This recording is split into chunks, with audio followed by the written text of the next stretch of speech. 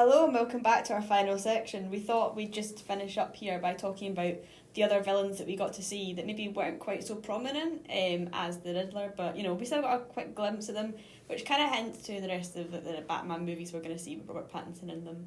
So of course we had the Penguin, which I was very surprised to see, because I don't know, the Penguin's never really been in my radar as a big Batman villain. Maybe I'm wrong. I think he's a big Batman villain in the Gotham TV series, but I've only ever seen the first season of that, I think. Yeah. And he's good in that, but this Penguin he felt like a real gangster mob. Yeah, there was something very threatening about him. But also, he was kind of still under someone's control. Yeah. Obviously, by the end, he's not. Falcone. Yeah, which kind of makes me wonder if he's going to get even more threatening now. I think Penguin will become a big villain, because the fact they also casted someone, I could not believe that was Colin Farrell under the makeup. Yeah. The prosthetic makeup team were incredible with that. Yeah, it does not look like him at all. So the fact they casted someone like him, I feel like he's going to be in it again. Yeah, I think so as well. I think they've set him up to be the next big bad villain, maybe. Well, there is also the scene in the prison. There is the final scene in the prison, which I thought was a very nice little cameo. Obviously, we're going to have a new Joker as well. New Batman, new Joker. I'm excited to see the new Joker because he seems younger, probably more scarier because of that. But at the same time, we've been so overly saturated with the Joker recently. I mean, also, it'd be very hard to beat the iconic performance of Heath Ledger as the Joker in Dark Knight. But then we also had Jared Leto's disappointing rendition of the Joker. And then we also got Joaquin Phoenix's Joker film. He was good in that. But that wasn't part of DC, separate, wasn't it? No, that's separate again, I think. I think that was just a standalone Joker film. I don't know. I'm excited. Because I think also there's a Joker also in the Gotham TV series which has been out the last 10 years. I wonder if they're going to go kind of that sort of route with him. Yes, because he's a young Arkham Asylum person as well. Yeah. I've not really got to his stories. Like I said, I've only seen the first series and I just never got back into it. Apart from what I've gathered, it's kind of maybe the same idea that we're going for in this series. But I'm excited. I mean, it might not be he's the next villain. It could be just a wee plot thread that he might be in a couple films' time. Yeah, I feel like maybe they might weave him in and out. Like, there'll be whispers of the Joker, but you won't get to see him until the big final movie. I feel like that's what they're going to do. If they don't, I'll be fairly surprised because I just feel like there's tons of villains that they could use that are Batman that there's probably some that we've never even seen because they've not been on screen, and like I said, we're not comic fans, so there's probably some that are really good in the comics and we don't know about them. Just to go to the Joker again. Yeah, I mean, I think the Joker, the problem is that sometimes we're constantly looking at the Heath Ledger version of the Joker. I think that's the problem. As much as you don't want to, you're always going to compare it to him. Yeah, exactly. You can sit down and go, right, I will not compare this Joker to any other Joker that's come before. In the back of your head. You are. I mean, I think I would personally love to see a couple of female villains come in as well. I mean, I know we obviously had Catwoman, but she was not a villain in this movie. I don't think we're gonna. One female character that I don't understand why she's never really been on screen. Poison Ivy, because she's big in the comics. I know that she's big in the comics.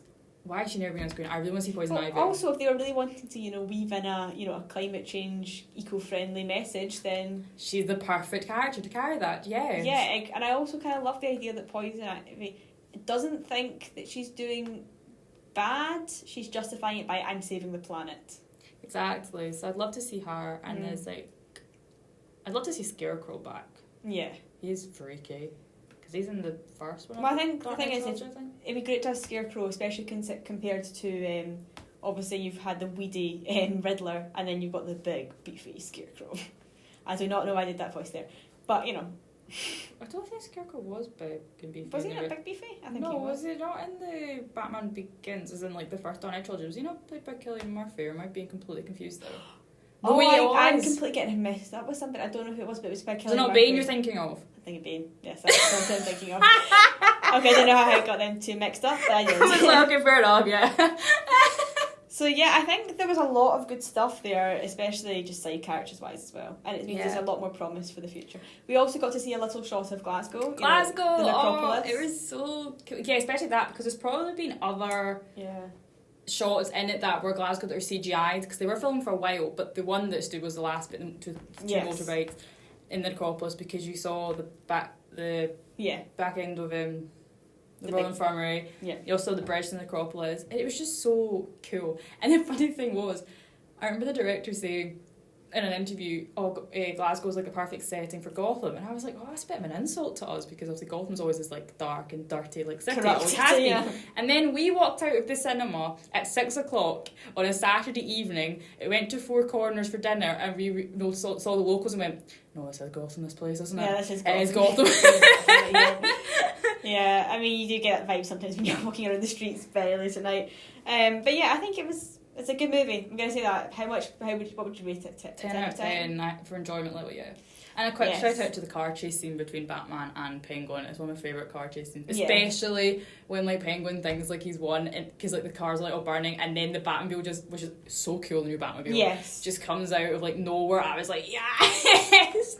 I love car chase scenes. Yes, we're always just waiting for Penguin to get, like shoved out the way. I think that scene actually added a bit more comic relief compared to what we've been getting, if you know what I mean. Like, yeah, and the shot of Batman, because obviously Penguin's car ends up on his roof. Yeah. So he watches Batman walk out the flames, but upside down. That shot was amazing. There were some beautiful shots. There really was. The cinematography was spectacular in it. I mean, I think this is definitely a contender for Oscars, maybe. No, well, but it'd be next year year for like best visuals, I guess, if they're going to put it forward. That's because the Oscars are Sunday. Is it? Oh, yes. We'll be talking about that next week. Sunday, yeah. Yeah, so I think that's kind of our this show is now officially over for now. We're going to be back next week. We're going to be talking about the Star Wars, but we're going to be focusing a bit on the TV shows. We are done with movies. I can still talk about my favourites because they still appear in the TV shows. It's all good. I mean, I think we've got loads to talk about next week. Well, we've got the shows we've had, and then also the big one in May we're looking forward to. Yep, I think it's definitely going to be something there to watch. I also just think it'd be fun to talk about all the upcoming Star Wars shows as well. And that's one of the things we were saying, if we're going to talk about Star Wars in the future, we will definitely be putting it in perspective of the TV shows that have come out on Disney+. But anyway, so if you want to catch up with us, you can follow us on our social media. So that is at the Geek Show _GCU. I think we're on all the social medias now. We're trying. Well, the ones that we're on Twitter, and Instagram, and also got our YouTube channel that you mentioned. Yes. We don't have like Facebook or anything. And we should have I never know how to work Facebook. I have Facebook. Do I know how to work it? No. I'm like an old woman. Yeah, I'm a bit rubbish when it comes to social media. So if you want to listen into the show, you've maybe just popped in at the back end of this or something like that. You can listen into the rest of the show. We'll be putting it up on YouTube when I have time. Hopefully by the end of this week. But yeah, because apologies for last week if you were trying to listen to it, because I didn't get it up until Saturday just because we had so much uni work last week. Yeah, uni work kept us up last week. And I'm basic and I use iMovie. We're getting better, we promise. It's trial and error, to be honest with it. Yeah. Right, anyway, so I think that concludes the show. We're just going to finish off with Ribs by Lord. So until next week, yep. Bye-bye, listeners.